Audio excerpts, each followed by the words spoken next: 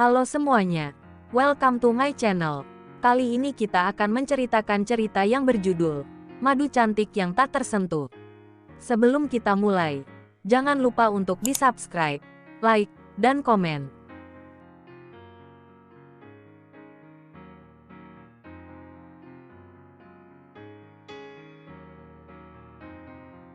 Episode 5, sempat menolak kenyataan. Belva mendengus dengan kasar. Ia merasa kesal bukan karena cemburu, melainkan masih kecewa dengan sikap Raffin yang pembohong. Dan, menurutnya pria itu juga lumayan munafik. Walaupun dulu Belva sangat memuja Raffin, tetapi baginya itu hanyalah kisah masa lalu sewaktu remaja. Saat ini tipikal prianya bukan lagi seperti Raffin. Apalagi setelah mengetahui banyak kekurangan yang menonjol dari pria itu. Aku laporin aja sama Om Givari dan Om Atara. Biar mampus tuh si Raffin.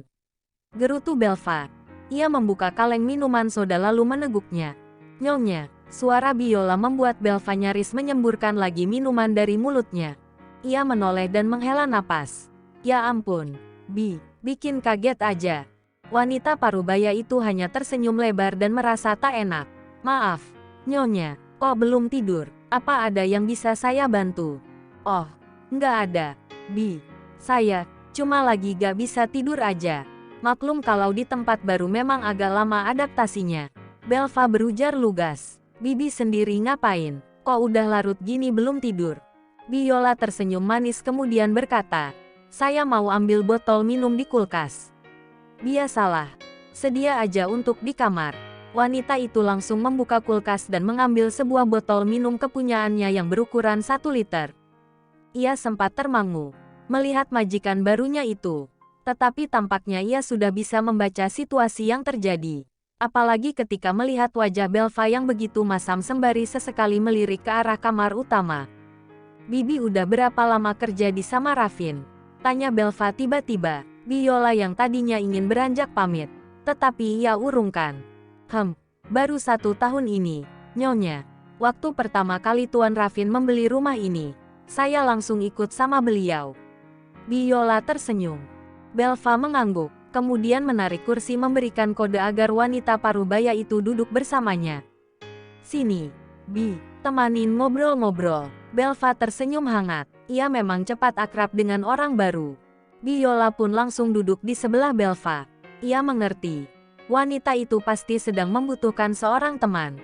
Berarti Bibi sudah ada di sini sebelum Raffin menikah. Maksud saya menikah sama Alana? Tanya Belva. Membuat Biola sedikit gugup. Matanya menilik ke arah kamar utama. Seolah takut perbincangan mereka akan terdengar. Iya, Nyonya. Jawab Biola. Aku bingung deh. Kenapa Alana adem-adem aja pas tahu Raffin nikah lagi? Maksud saya gak marah atau gimana gitu. Apalagi aku langsung diboyong ke rumah ini. Aneh kan? Belva mengernyit. Biola mengangguk paham. Senyuman tipis pun terukir di wajahnya. Sembari melipat beberapa serbet yang sudah ia cuci. Biola pun mulai berujar. Sebenarnya Nyonya Alana juga sempat marah. Malah sangat marah sampai mengancam ingin bercerai. Kata Biola. Membuat ekspresi Belva menjadi begitu penasaran. Oh ya, jadi, sebelumnya Alana sudah tahu? Tanya Belva. Biola mengangguk, kemudian menoleh lagi ke arah kamar utama. Memastikan majikannya sudah tertidur. Perlahan Biola mendekatkan wajah ke arah Belva dan berbicara pelan. Saat tahu Tuan Raffin akan menikah, Nyonya Alana marah besar. Mereka bertengkar hebat. Nyonya Alana sampai pergi dari rumah. Tapi, besoknya Tuan Raffin berhasil membujuk dan membawa Nyonya Alana kembali ke rumah. Waktu itu keadaannya sudah mulai stabil. Sampai saya sempat mendengar perbincangan mereka. Biola menerawang ingatan saat mendengar perbincangan dan perdebatan antara Raffin dan Alana kala itu. Aku gak mau dimadu, Mas. Alana terisak-isak. Aku paham, tapi keadaan aku mendesak. Alana, ayah sakit. Om Atara juga kemarin sempat koma. Gak ada yang bisa aku perbuat. Raffin mencoba terus menjelaskan. Memangnya sepenting apa sih hubungan kamu dan keluarga Belva sampai-sampai kamu harus membayar dengan cara menikahi dia? Tanya Alana bersungut-sungut. Raffin meraih kedua sisi lengan istrinya. Mengecup singkat dan kemudian berkata, beri aku kesempatan untuk menjelaskan semuanya ya. Tapi aku mohon kamu tenang dan jangan emosional, ujarnya dengan lembut. Alana terdiam seraya menyeka pipi. Katakan, aku siap mendengar. Sebuah jasa yang sangat besar dari keluarga Belva pada keluargaku tidak bisa dilupakan begitu saja. Ayah Belva pernah membantu mengembalikan seluruh aset milik keluargaku yang nyaris disita karena tuduhan dari musuhnya dalam berpolitik. Ayah kami bersahabat sudah sangat lama. Mereka sama-sama keturunan ningrat dan berdarah biru. Sejujurnya aku tidak terlalu peduli dengan silsilah keluarga yang seperti apa.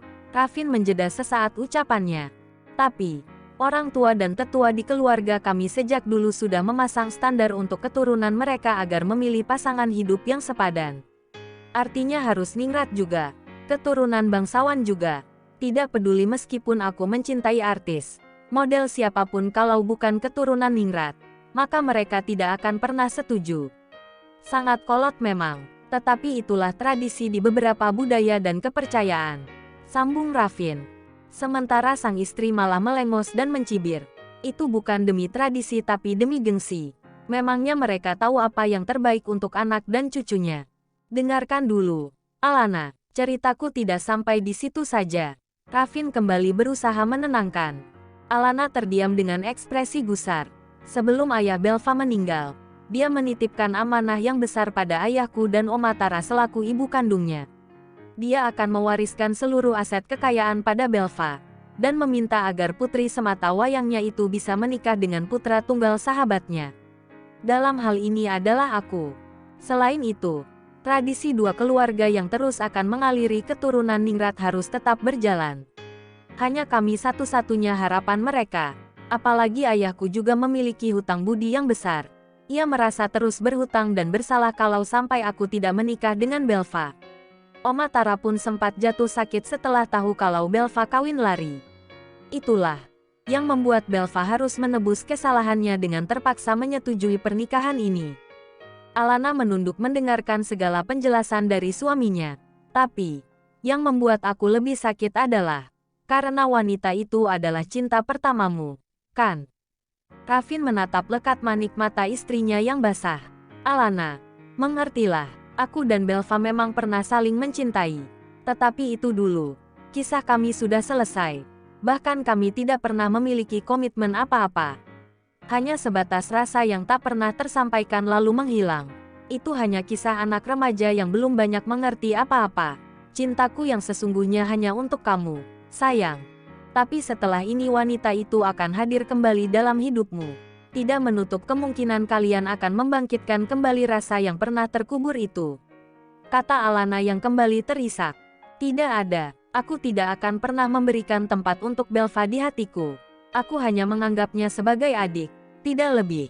Karena dalam hati ini sudah full terisi olehmu, ujar Raffin. Terkadang ucapannya terkesan berlebihan.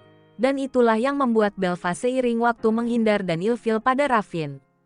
Sedangkan Raffin menghindar dari Belva karena kurang cocok dengan kepribadian wanita itu yang terlalu tangguh dan mandiri.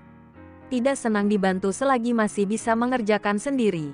Tidak ketergantungan pada orang lain serta sedikit keras kepala.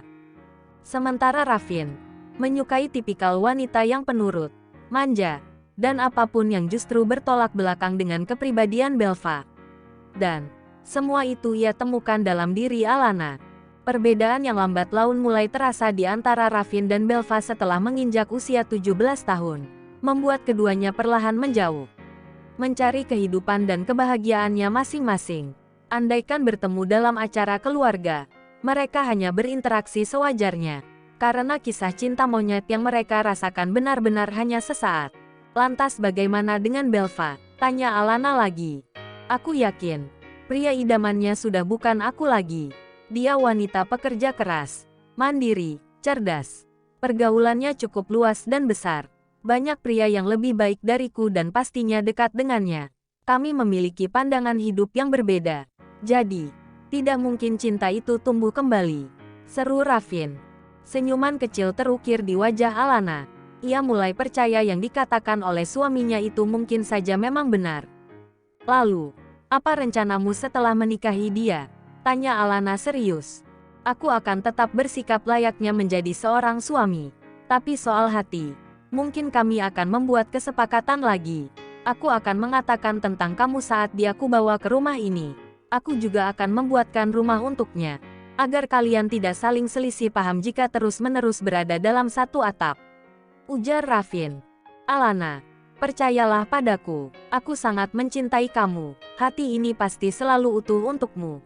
Belva tidak akan mencintaiku. Dia hanya akan bersandiwara juga dalam pernikahan ini.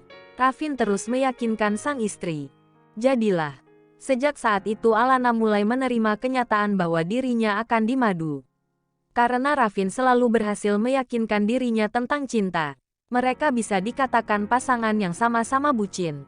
Hanya dengan untaian kata yang manis, maka akan mudah terbuai. Cerita tentang Belva pun cukup masuk akal menurut Alana. Apalagi setelah mengetahui fakta bahwa Belva sudah pernah menikah. Walaupun usia pernikahannya hanya 1 hari. Itu cukup membuktikan kalau wanita itu sudah tidak ada hubungan apa-apa lagi selain kekeluargaan dengan Ravin. Pantas aja, sebelum pernikahan kemarin, Ravin sempat gak ada kabar selama 3 hari. Ternyata dia nemuin istri tuanya di sini. Belva memijat pelipisnya yang berdenyut-denyut. Teringat Ravin sebelum menikah sempat menghilang tak ada kabar.